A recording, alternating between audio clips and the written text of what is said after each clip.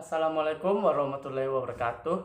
Perkenalkan, nama saya Muhammad Alif Ramdhani dari kelas Manajemen D. Kali ini saya akan membawakan resumen hasil diskusi dari kelompok 1 yang berjudul Etika Bisnis dan Perkembangannya. Nah, langsung saja kita masuk ke materinya, yaitu pengertian etika bisnis. Etika dari bahasa Yunani yaitu ethos, adat istiadat atau kebiasaan. Hal ini etika berarti berkaitan dengan nilai-nilai tata cara hidup yang baik, aturan hidup yang baik. Pengertian ini relatif sama dengan moralis atau moralis dari bahasa lain, mos, dalam bentuk jamaatnya mores, adat, istiadat, dan kebiasaan.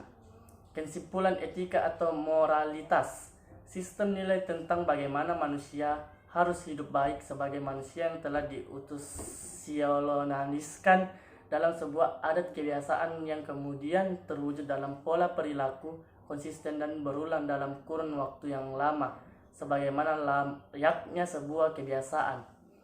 Bisnis, salah satu cara untuk memanfaatkan kemampuan unik seseorang yang dilakukan dengan membangun, memiliki, dan menjalankan usaha bisnis agar dapat bermanfaat bagi diri sendiri dan masyarakat. Seorang wirausahaan menawarkan barang atau jasa yang bermanfaat bagi orang lain.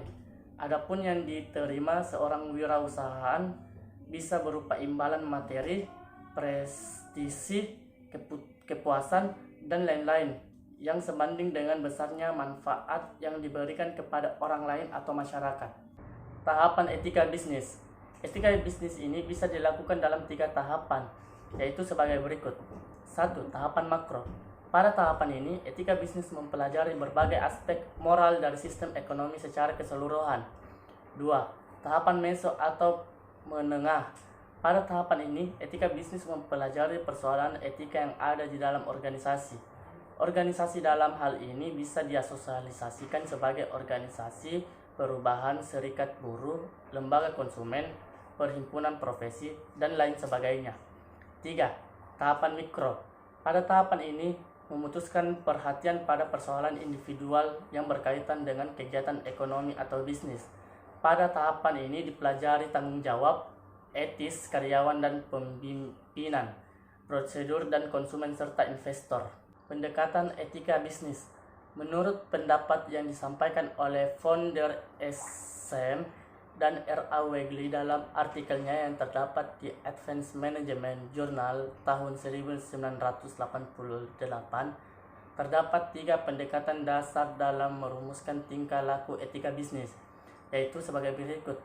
1. Pendekatan manfaat atau utilitarian approach, bahwa semua tindakan yang dilakukan harus didasarkan pada konsekuensinya, sehingga dalam melakukan suatu tindakan setiap individu harus mengikuti berbagai cara yang bisa memberi manfaat sebesar-besarnya pada masyarakat dengan cara yang tidak membahayakan dan biaya seminimal mungkin.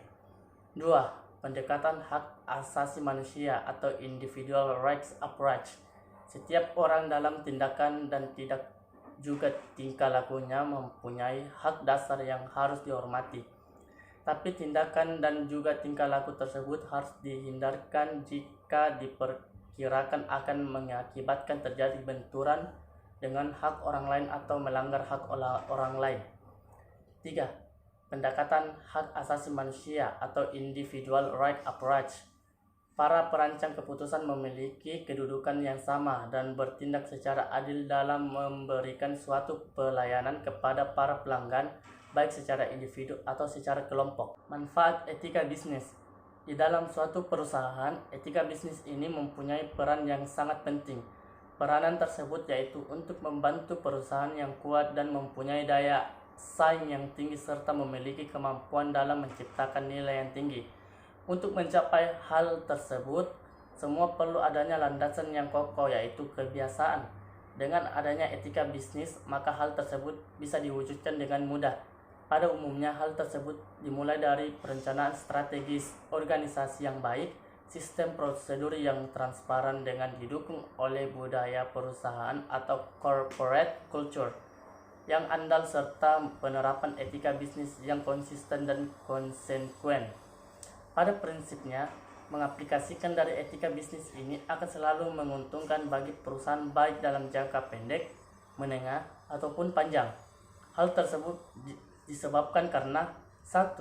Mampu meningkatkan motivasi bagi pekerja. 2. Mampu meningkatkan keunggulan bersaing. 3. Melindungi prinsip kebebasan berdagang atau berbisnis. 4. Mampu bertingkat citra perusahaan di mata masyarakat atau pelanggan.